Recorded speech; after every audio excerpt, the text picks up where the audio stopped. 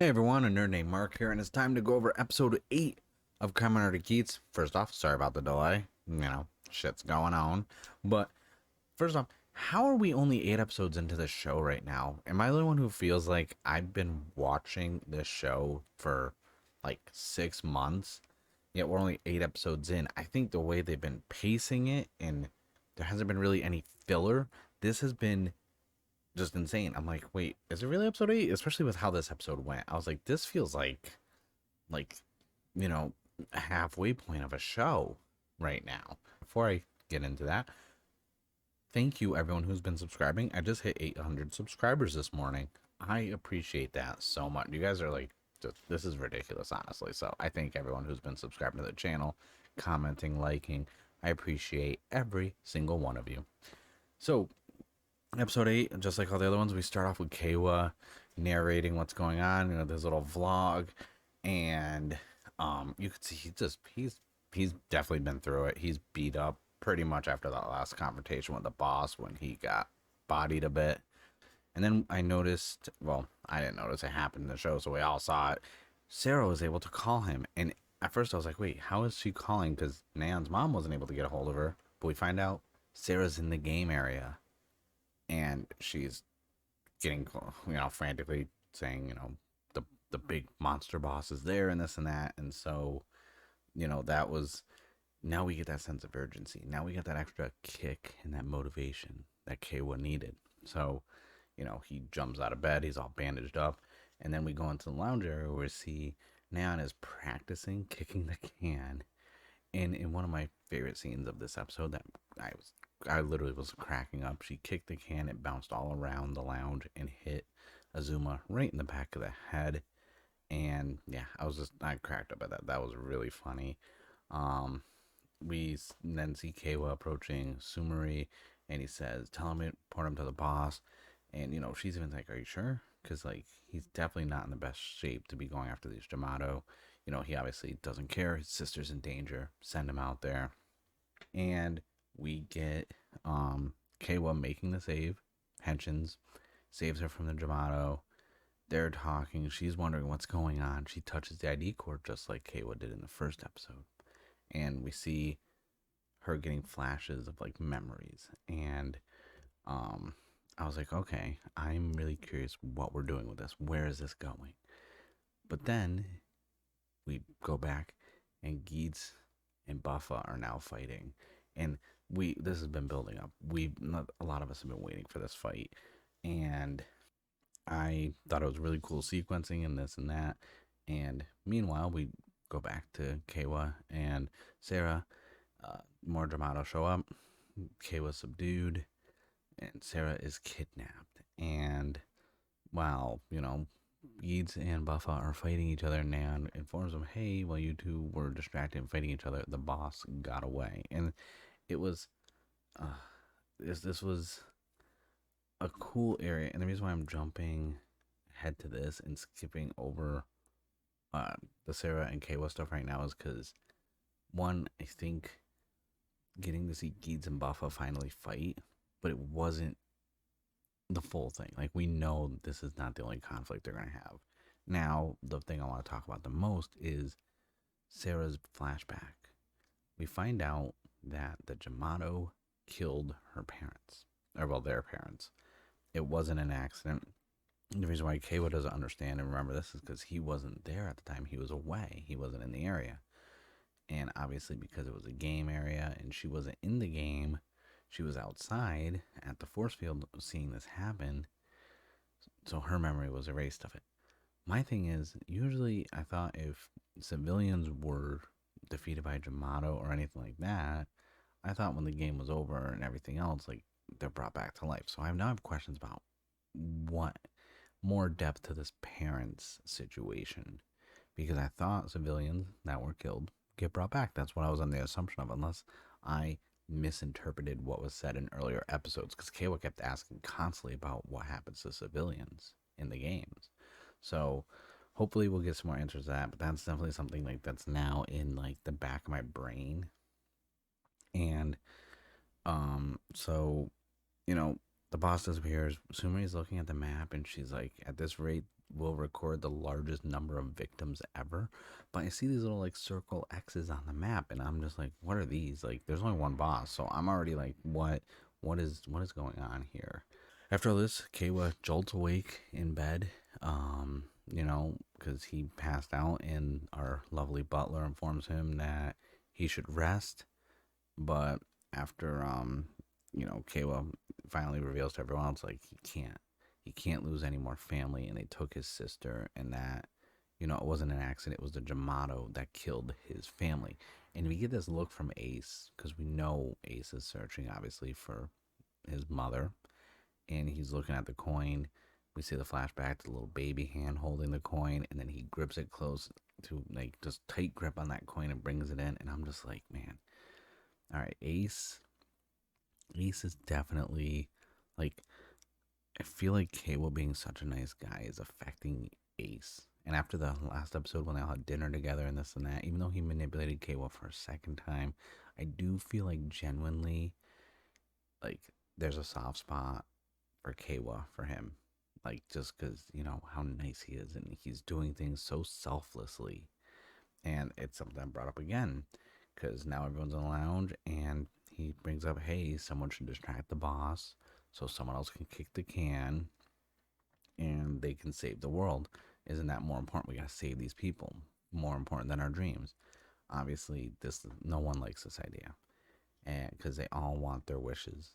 And Ace even says it's selfish to think the others would just give up their their desire to save the world and his sister, and that if you want something, then fight for it. So obviously, and when this whole scene's going on, we see the butler, and he's behind one of the curtains, and he just has this look on his face, like this grim expression.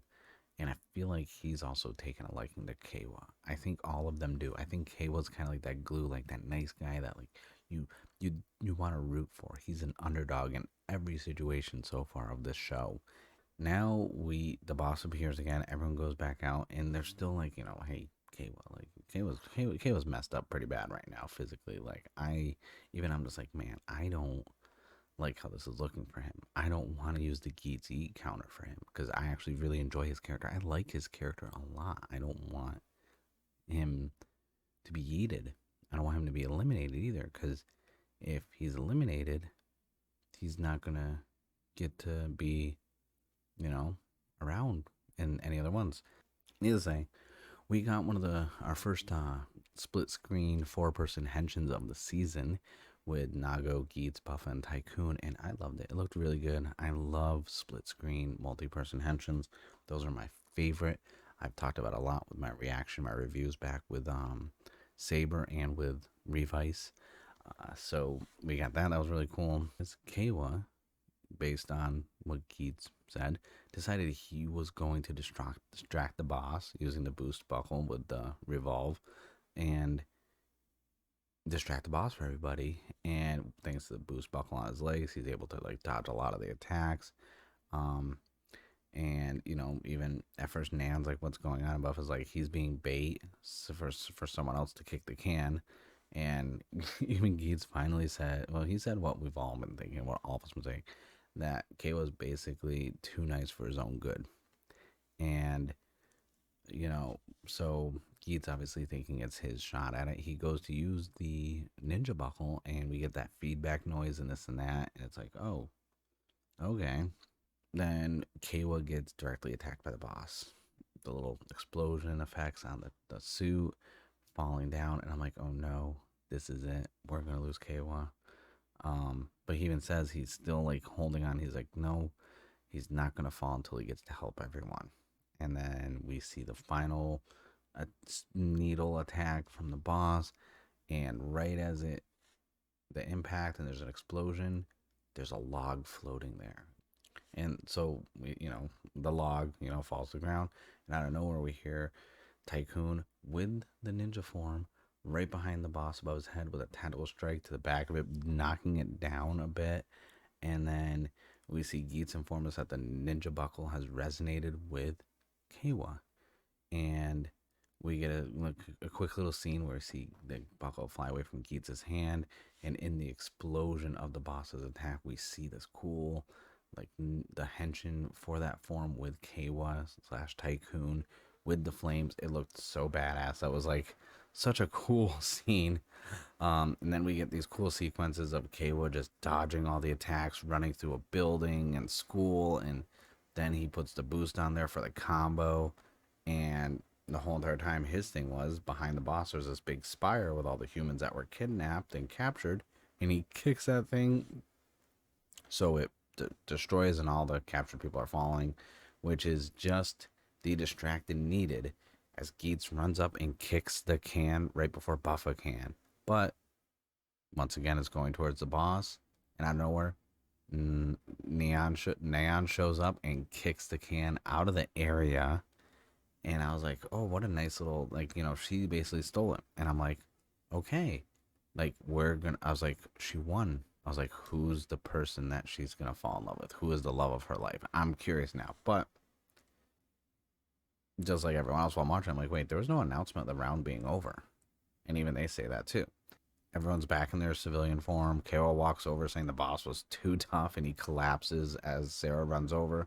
And Sumari shows up and says it's too risky for you to continue in this condition, so he's been eliminated. I was like, Kaywood just got eliminated. And he literally asks if it means he gets to go back to his normal life, and she says yes, and he says thank goodness, which I'm like, yeah, Kay was such a nice guy, but he's been through the ringer, especially in this game. This last one really took a toll on him physically. So Kaywa hands the ninja buckle back over to Ace and says it helped him save Sarah, and Ace says no, you saved her with your undying heart. And Kaywa says saving this world isn't easy, and as that happens, he is quote unquote retires and disappears. And begrudgingly, I have to say the Geats yeet counter is now at 4 because he gets 0.5 for being eliminated. Kaywa has been eliminated. I don't want to because I like Kaywa. He's a good character. But now that that's over, I'm just like, the game is not over though because we didn't announce the winner. So I'm curious what's going to happen next. I'm not going to talk about the preview for episode 9 because I'm only talking about episode 8 right now. But this was a good episode.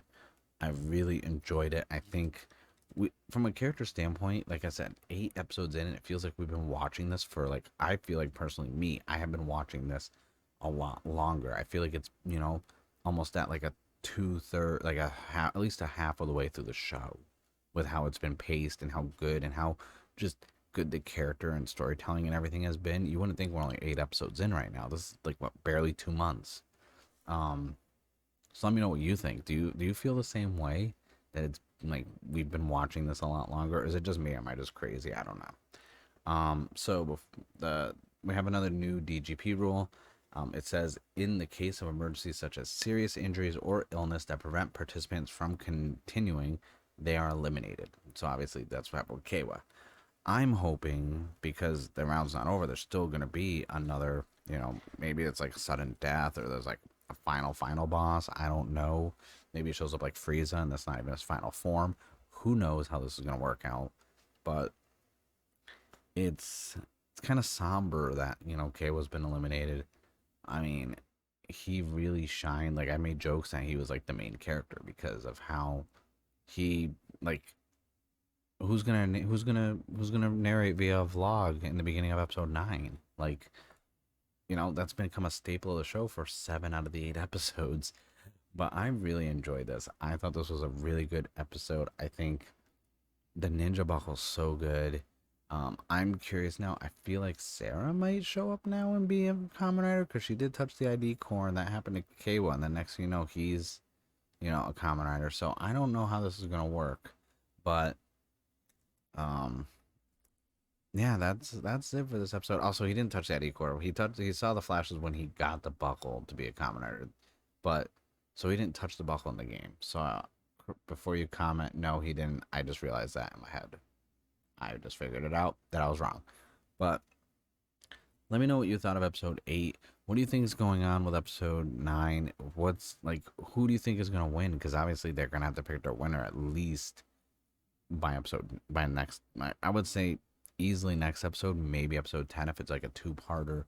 But let me know what you thought of episode 8. Let me know in the comments below. Like, what do you think of the ninja form? Are you going to miss Kawa? I hope he comes back. I really do. But yeah, I thank you guys for watching. Don't forget to subscribe. Like I said, I thank everyone who's been subscribed to the channel. 800 subscribers. That's not a small feat for me, so I really appreciate it.